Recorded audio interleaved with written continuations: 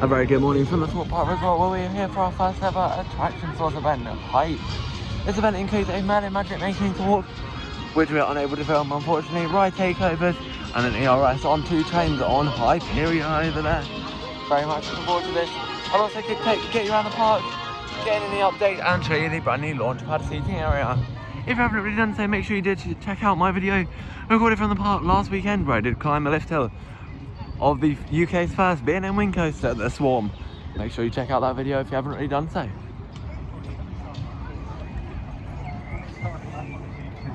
Our first ride of the day is going to be the park thingy slides depth charge, as we have about half an hour until we can check in for the event. Just thought I'd give you your first look at Launchpad, the new seating area here at Thorpe Park. I'll give you a few more closer shots later on in the vlog, but here's your first look at the park's brand new seating area. Very thrilling ride on destination we just had, where we actually got quite wet, and it was very fun, and we didn't actually wait that long for it all. Now we're heading around for a ride on the UK's first B&M wing coaster, the Swarm. Very much looking forward to getting back on this, especially after I climbed the lift hill last weekend. Once again, I did mention it at the start of the video. If you haven't already done so, make sure you do check out that video. It's very informative. Let's go for a ride on the Swarm. Slight change of plan there, guys. I won't be doing this one right at this moment because it's now on a 40-minute queue, and I don't think I'll have time for that with the event starting very soon. So what I'm going to do is I'm going to head over, go and have a nice ride on the Flying Fish, which does appear to have quite a short queue at the moment, and then make my way around to the events marquee to start this event. Very much looking forward to this. We do have a Q&A first from two of the Merlin Magic Making team, which I'm quite excited for.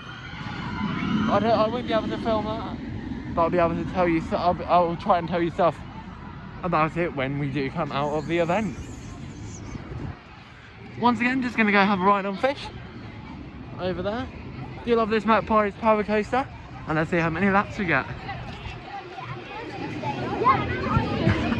In the events marquee now, and I just thought I'd show you some of the signage they've got on sale.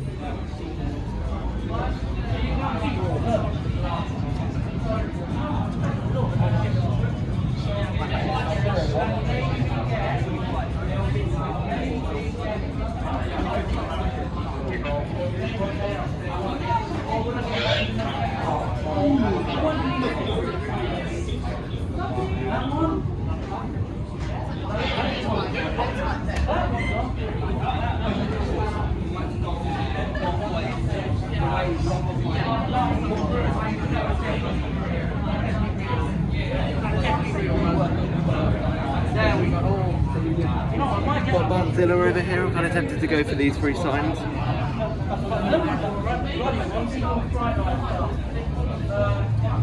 Got some really rare stuff here.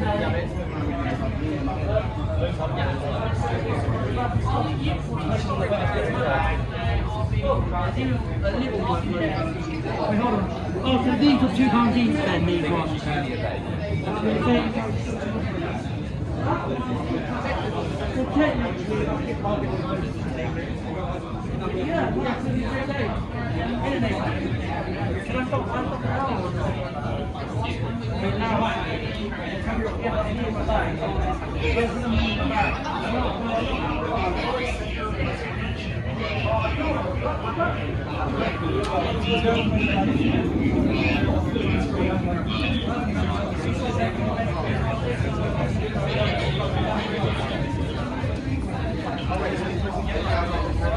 Look at some of this Hyperia stuff. Here's a look at the main events hall. We can't film the Q&A, but I just thought I'd give you a little look. The sale of signage will start at 12:45, and I'll definitely be buying a few bits, such as the Bandzilla signs I showed you in the video.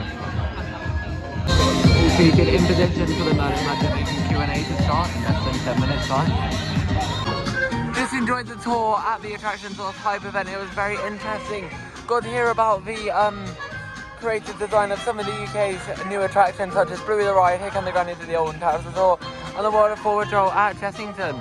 It was very interesting to see how they go from fabrication to the concept on like 3D models to fabrication to on-site construction.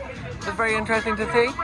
Also, it was very informative as well, and we got to find out about the pathway that the two people that came to talk took to get to the position they're in now, which was very interesting. One of them did the like typical university that route, and then the other one started as a ride host at Jessington, which was very interesting to see. And then after that, we did have the opportunity to buy some signage, which I have brought, and I'll be putting that in at the very end of the vlog. Very much looking forward to the Hyperia ERS later on today, and it's now time for a ride on the Park's Drop Tower Detonator. Let's go. Not sure how this video is going to turn out, but I have just ridden Detonator. It was a great ride, didn't actually wait that long for it at all. Waited less than the advertised queue time, which is always great to see. Operations were pretty quick on there as well. It was a very intense ride, and I had a nice view of Nemesis Inferno. Speaking of Nemesis Inferno, that's going to be our next ride. I'm very much looking forward to getting on this B&M Inflated Coaster, and it was, especially as on Wednesday I did Nemesis Reborn. If you haven't checked out that video where I explore how I've managed to score during the season, I'd definitely make sure you recommend doing that. After a very nice and intense ride on Nemesis Inferno, the Park's B&M Inverted Coaster, it was very intense as usual. Great to get back on it. I've been on it for the past 3 weeks, which it was definitely great to get back on it. I was on row 5, nice and intense as usual, and it was great to see the smoke in the tunnel working as well. After that, now we're going to go for a nice ride on Ghost Train. The actors on here do an amazing job. I always love getting on this attraction every time I visit the park. After an excellent ride on Ghost Train, which I do absolutely love, all the effects on there are amazing. The actors do an absolutely amazing job, and they've also extended the second train scene recently, which is an excellent addition to the ride and adds to your ride duration. After that, now I'm about to go on for a nice front row ride on the Park's Inversion Coaster, Colossus. You can't exactly complain for 5 minutes, however Colossus is quite rough. I was on the front row, so it wasn't as bad. The front is the only place I will ride Colossus. I won't ride it any further back because I do know how rough it can be.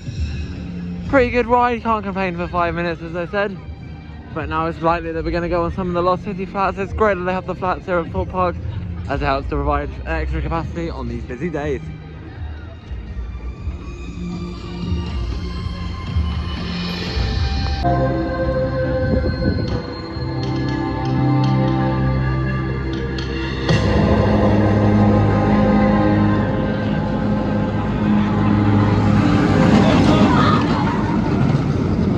My first of the Lost City flats is going to be Rush, the Park's SNS Screaming Swing. If you did see my short video from a few weeks ago, I did mention that the ride was on reduced capacity. That issue has now been sorted, and the ride is now back to full capacity. It also does seem like they've repainted the floor as well, which is great to see. Small improvements do go a long way to give the guest experience. How long does it take to make a pina colada? A minute? As much as it's great to have the flats here in Lost City, I do have just got to say, Rush is definitely the worst one out of the 4. Obviously, Zodiac is still closed at the moment, unsure if that's going to reopen. But out of the 3 operational ones, Rush is definitely the worst. Rush definitely has the shortest cycle, and as soon as you get into it, it just pretty much stops. So if it does have a long queue, I wouldn't recommend it. It's a good ride, but it just needs to have a longer cycle. Unsure how long it's got left here at the resort. But I'll have to see what its future entails in the near future. Anyway, now we're going for a ride that definitely has a better cycle. It's Quantum here in Lost City.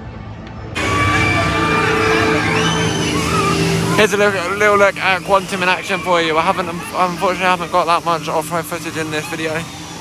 But there are other Thorpe Park vlogs on the channel, such as the one from the Merlin Annual Pass Holder Estate earlier in the year. Unsure how this vlog is going to turn out for you today, but we do have just under 2 hours to go until the start of our Hyperia ERS. As part of the Attraction Source Hype event we're on today. Having an amazing day so far at Thorpe Park. It's definitely been the busiest day that I've seen out of the 3 weeks that I've been coming here. I'm very much looking forward to Hyperia this evening. I will also be back in a few weeks' time, hopefully, unless it gets cancelled again. If you want to hear about how it could potentially be cancelled, do watch the Swarm Climb video that I uploaded last week. But if everything works, or if everything goes well and the experience happens. In a few weeks' time, I should be back here, ready to climb the UK's tallest and fastest coaster. This is Quantum, the Park's magic carpet ride, and it's time to go for a ride on it. Also, that Q&A, that Merlin Magic Making Q&A that I told you about earlier that I did watch as part of the Attraction Source event, the whole of that was filmed and can be found on the Attraction Source YouTube channel. I may put a few pictures in from that if I feel like I'm allowed to. But you would have seen that earlier in the vlog if I had done so. After my ride there on Quantum, which was pretty good and pretty intense for a family flat ride, which is quite unexpected, I'm now going to go for a ride on Vortex. All I've got to say though with Quantum is that it's a good ride, but it does have the same problem as Rush and does have quite a short cycle, at least for today anyway. We're going to go for a ride now on Vortex, which you can see in front of me, as this is the last operational flat in Lost City for me to do today. Just enjoyed a ride on Vortex, nice and intense, nice and fast as usual. Great to get back on that attraction, and the cycle was actually a decent length as well, which today has been the only ride in Lost City that has run a decent length cycle. Now we're going to go, even though we tried to go on it earlier, we're now going to go for a ride on the Park's spinning wing coaster, the Swarm. Looking forward to it. Here's a little look now at the launch pad seating area, which is new for this year. Lots of entrance gates into it. If you're coming in up there, there's also a ramp for accessibility. Then you've got lots of nice seating around. And lots of nice plants in the landscaping, even though it's a new area, it does look pretty good. Over here we've got a refresh and refuel unit.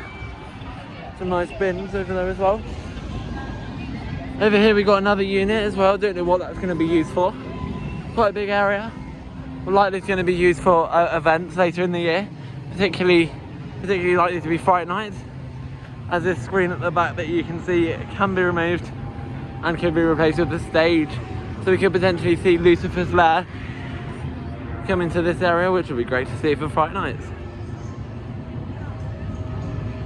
As you can see, the fencing does drop down, so it does look like it has been designed for some sort of stage to come in. I'm sure they could probably use the screens for something. They are just using it to play the standard Thorpe Park branding at the moment. I'm sure the screen could be used to host other events as well. There you go, then that's your little look at Launchpad. If you haven't already done so, make sure you do get down to Resort and check it out.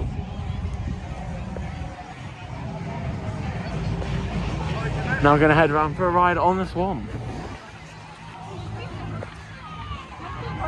After that excellent back row ride on the Swarm, which was nice and intense, and as fast as usual, and it was actually quite intense today with the heat.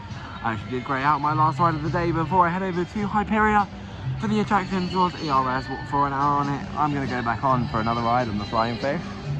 Keep those hands, keep those arms and legs, keep those hands, arms and fins inside the fish at all times, and hold on tight, because you're ready, the fish is ready, and here we go.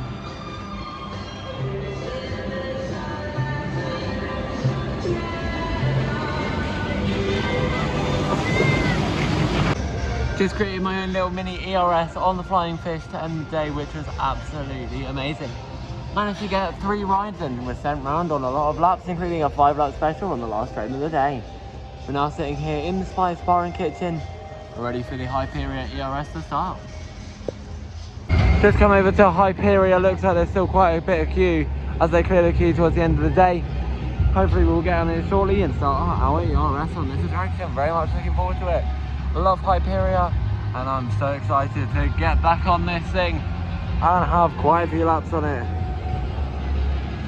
as this is, in my opinion, the UK's best coaster.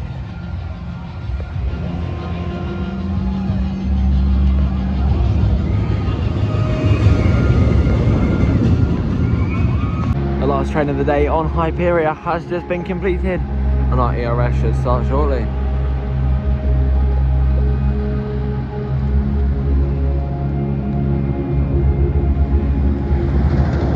Here we go then, it's 7 o'clock and it's now time for our ERS on Hyperia to begin. Shout out to the Attraction Source team and the Hyperia operations team on there this evening. They've done an absolutely amazing job. We had an amazing 1 hour ERS on this beauty. Managed 16 rides with a mix of front, backs, even staying in my seat for a few bits. Didn't feel that much of the experience, I was just lapping the ride for a full hour. It's absolutely amazing. The ride was running a bit rough in certain roads, but that didn't detract from the absolutely incredible experience. Great to get on this attraction 16 times in 1 hour. What an absolutely amazing end to our day here at the Thorpe Park Resort. Had an absolutely amazing time. The Q&A earlier was absolutely incredible as well. Nice and interesting, and gave an insight into how the project and into how some of the projects are designed here at Merlin's theme parks. Then we had to get on some amazing rides. Great to get back on Swarm, Colossus and all the other rides that we have been featured in the vlog. And then obviously the star of the show, the Hyperia ERS here at Thorpe Park. Sends an empty train as we come towards the end of Hype, the first attraction source event of the year here at Thorpe Park. One absolutely amazing day. Shout out to all the attraction source team for putting this on. I'd like to say a massive thank you to them. They have got a few more other events coming up later in the year. Make sure you do check them out. Now from Thorpe Park Resort, and after an absolutely incredible day, there's one last thing left to say. Thank you very much for watching, and keep riding and subscribing.